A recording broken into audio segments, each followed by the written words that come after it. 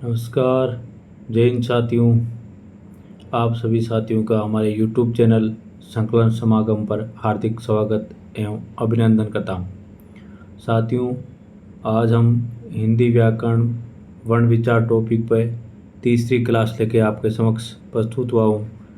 इस क्लास में विगत भर्तियों में आए हुए प्रश्नों को हमने समाहित किया है और आज उन पे हम विस्तार से चर्चा करेंगे। तो साथियों, आपसे एक निवेदन है कि इस क्लास को ज़्यादा से ज़्यादा अपने साथियों तक शेयर करें, सब्सक्राइब करें, ताकि आगे आने वाली क्लास आपके लिए महत्वपूर्ण और साबित होगी और ये भी आपके लिए बहुत महत्वपूर्ण क्लास साबित होगी, क्योंकि इसमें विगत भर्तियों के प्रश्नों को हमने समाहित किया है। आइए शुरुआत करते हैं। आज का पहला क्वेश्चन, निम्नलिखित में से हिंदी वर्णमाला में मूल स्वर कितने होते हैं। साथियों, हमें इस प्रश्न में ये देखना है कि हिंदी वर्णमाला में मूल स्वर कितने होते हैं। तो मूल स्वर हिंदी वर्णमाला में 4 होते हैं। वो कौन कौन से हैं बता दो आपको। जैसे ए होता है, इनके अलावा ई होता है, इनके अलावा ऊ होता है और री होता है। ये 4 मूल स्वर होते हैं।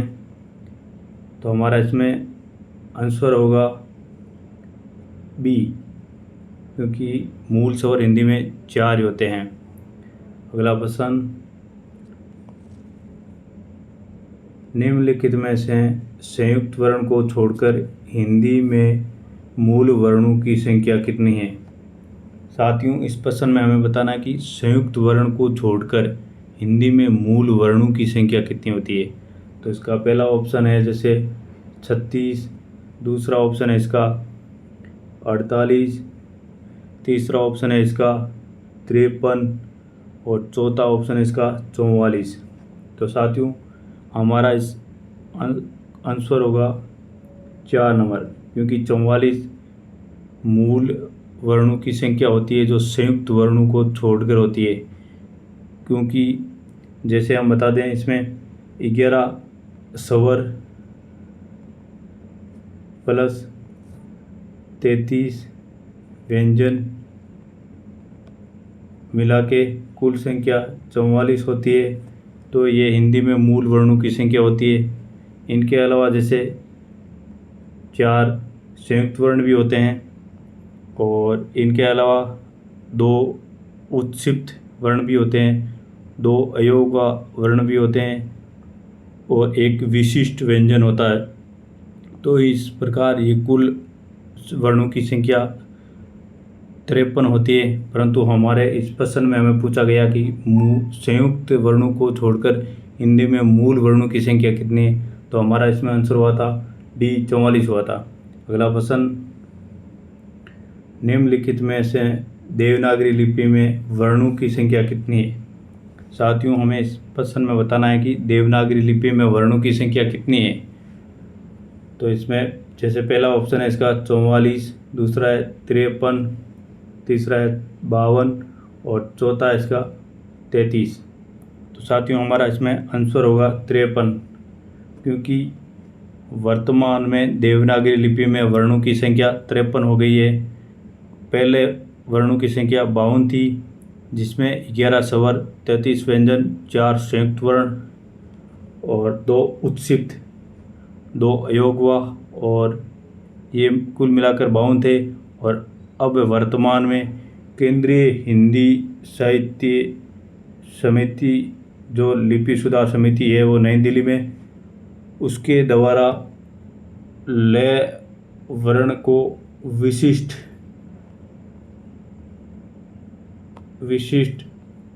व्यंजन में शामिल करते हुए वर्तमान में 53 वर्ण कर दिए हैं। तो हमारा इस प्रश्न का उत्तर हो गया बी, 53। अब हमें आगे ध्यान रखना है कि देवनागरी लिपि में कुल वर्णों की संख्या 53 है, क्योंकि ले को विशिष्ट व्यंजन में शामिल कर लिया है। अगला प्रश्न, उच्चारण की प्रकृति एवं प्रयत्न के आधार पर हिंदी में ड और ढ व्यंजनों को कौन से वर्ण माना जाता है। साथियों, इस प्रश्न में हमें बताना है कि उच्चारण की प्रकृति व प्रयत्न के आधार पर ड और ढ व्यंजनों को कौन से वर्ण में शामिल किया जाता है? तो इसका देखते हैं। ऑप्शन नंबर पहला उत्सित वर्ण, दूसरा पार्श्विक वर्ण, तीसरा लुंठित वर्ण, चौथा अनुनासिक वर्ण। तो हमारा इसमें आंसर होगा ए उत्सित वर्ण, क्योंकि ड और ढ को उत्सित वर्णों में शामिल किया गया है।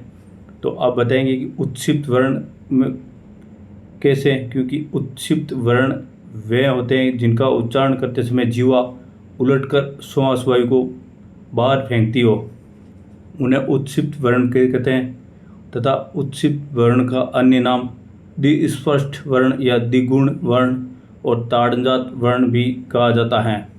तो इसमें हमारा आंसर हो गया ए उत्सित वर्ण।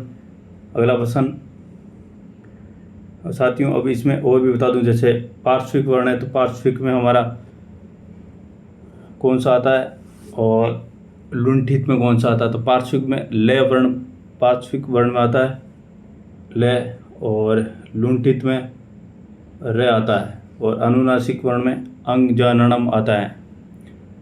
अगला प्रश्न, किस क्रम में सघोष महाप्राण काकल्य व्यंजन है? तो हमें इस प्रश्न में बताना है कि सघोष महाप्राण और काकल्य व्यंजन में तीनों में शामिल हो, ऐसा हमें बताना ऑप्शन इसमें। तो इसका पहला ऑप्शन जैसे क, दूसरा ऑप्शन छ, तीसरा ऑप्शन ल, चौथा ऑप्शन है। तो हमारा इसमें कौन सा ऑप्शन होगा? 4 नंबर डी होगा है, क्योंकि सघोष वे होते हैं जैसे तीसरा, चौथा, पांचवा वर्ण, और महाप्राण में दूसरा और चौथा होता है, और काकल्य में जो कंठी और गले दोनों को मिलाकर कंठू से बोला जाता है जैसे ह, तो काकल्य में आता है। तो इसीलिए हमारा ये आंसर नंबर 4 हो गया। अगला प्रश्न, जिन स्वरों के उच्चारण में मुख सबसे कम खुलता है उसे हम कहते हैं, मतलब हमें इस प्रश्न में बताना है कि ऐसा कौन सा स्वर है उच्चारण के आधार पर जिसमें मुख सबसे कम खुलता हो। तो जैसे पहला ऑप्शन अग्र स्वर, दूसरा पश्च स्वर, ये दोनों जीवा के आधार पर होते हैं, तीसरा स्वव्रत स्वर और चौथा विव्रत स्वर। तो साथियों हमारा इस पर आंसर हो गया स्वव्रत स्वर। स्वव्रत स्वर जैसे इसमें उच्चारण करते हुए मुख कम खुलता है, यानी बिल्कुल नाक के बराबर खुलता है, इसलिए स्वयंवर्त स्वर होता है। और स्वयंवर्त स्वर में कौन कौन सा होगा? जैसे ई होगा, बड़ी ई होगा, इसके अलावा ऊ होगा, इसके अलावा बड़ा ऊ होगा, और इसके अलावा री होगा। ये स्वयंवर्त में शामिल होते हैं। और जैसे इसमें दे रखा है ऑप्शन अग्र स्वर होते हैं, जीवा के आगे का भाग से बोले जाते हैं। और अग्र स्वर में जैसे हो गया ई हो जाता है, ई हो जाता है बड़ी, इसके अलावा ए हो जाता है, इसके अलावा आई हो जाता है, और इसके अलावा री, ये अग्र स्वर होते हैं। अगला जैसे पश्च स्वर, तो पश्च स्वर किसे कहते हैं कि जीवा का पिछले भाग के आधार पर जैसे बोलते हैं तो उस पर जोर लगता है। तो इसमें हो गया आपके पश्च स्वर में आ हो जाएगा इसमें, उसके अलावा ऊ हो जाएगा, उसके अलावा बड़ा ऊ हो जाएगा, इसके अलावा ओ हो जाएगा, और इसके अलावा औ हो जाएगा। ये पश्च स्वर में शामिल होते हैं। तो आगे अगला प्रश्न देखते हैं, इनमें से किस विकल्प में सभी वर्ण तालव्य हैं? साथियों हमें बताना कि किस विकल्प में सभी वर्ण है वो तालव्य हैं। तो पहले तो बता दूं कि तालव्य वर्ण में च वर्ग शामिल होता है। अब इसमें हमें चेक करना है कि कौन सा हमारे लिए विकल्प उपयुक्त है। तो पहले में ई, ज और श, दूसरे में उ, क और ख, तीसरे में त, थ और च, चौथे में ई, ब, भ। तो हमारा इसमें उपयुक्त आंसर हो गया ए, क्योंकि तालव्य व्यंजन च वर्ग में शामिल होता है। और च वर्ग के अलावा जैसे ई भी होता है, और इसके अलावा ई होता है, इसके अलावा ये होता है, और इसके अलावा से, ये तालव्य व्यंजन में शामिल होते हैं। और इनके अलावा चे वर्ग तो होता ही होता है। अगला प्रश्न देखते हैं, निम्नलिखित में से किस विकल्प में घोष नहीं है, यानी घोष वर्ण नहीं है। हमें ऐसा विकल्प बताना जिसमें घोष वर्ण शामिल नहीं है। तो पहले तो घोष वर्ण में किसी वर्ग का तीसरा, चौथा और पांचवा वर्ण शामिल होता है। अब हमें इस विकल्पों में से बताना है कि कौन सा घोष वर्ण नहीं है। तो इसमें जैसे पहला चेक करते हैं, ए, ज और ज। दूसरा जैसे ई, च, द। तीसरा क, ट, त और प। चौथा ग, ट और ड। अब इनमें से हमारा उपयुक्त आंसर हो गया सी, क्योंकि घोष वर्ण में तीसरा, चौथा, पांचवा वर्ण होता है और हमें इसमें पूछा गया था प्रश्न में कि घोष वर्ण नहीं है, तो ए घोष में होता है पहला और दूसरा, इसीलिए हमारा उपयुक्त आंसर हो गया सी। अगला प्रश्न, निम्नलिखित में से किस विकल्प में सभी ध्वनियाँ दंत्य हैं। साथियों, हमें बताना कि किस विकल्प में सभी ध्वनियाँ हैं वो दंत्य हैं। तो दंत्य वर्ग में ते वर्ग शामिल होता है। तो हमें अब चेक करना है कौन सा उपयुक्त है हमारे लिए। तो पहला त, थ, स। दूसरा त, थ, स। तीसरा त, द, स और चौथा द, ध, ह। तो हमारा उपयुक्त आंसर हो गया उसमें बी, क्योंकि ते वर्ग शामिल होता है, उसके अलावा से भी होता है, उसके अलावा ले भी शामिल होता है। तो ये दंतीय ध्वनियों में शामिल होते हैं। अगला प्रश्न, निम्नलिखित में से किस क्रम में पश्च स्वर है। साथियों, अभी हमने बताया था पश्च स्वर जीवा के पिछले भाग के द्वारा बोला जाता है और उनमें पश्च स्वरों में कौन कौन से शामिल है। तो अभी बताया आपने, जैसे आ होता है, इसके अलावा ऊ होता है, उसके अलावा बड़ा ऊ होता है, इसके अलावा ओ होता है और उसके अलावा औ होता है। और अंग्रेजी में आगत स्वर बोलते हैं जिसको, ये भी शामिल होता है पश्च स्वर में। तो साथियों, अब हम चेक करते हैं हमारा कौन सा विकल्प सबसे उपयुक्त है।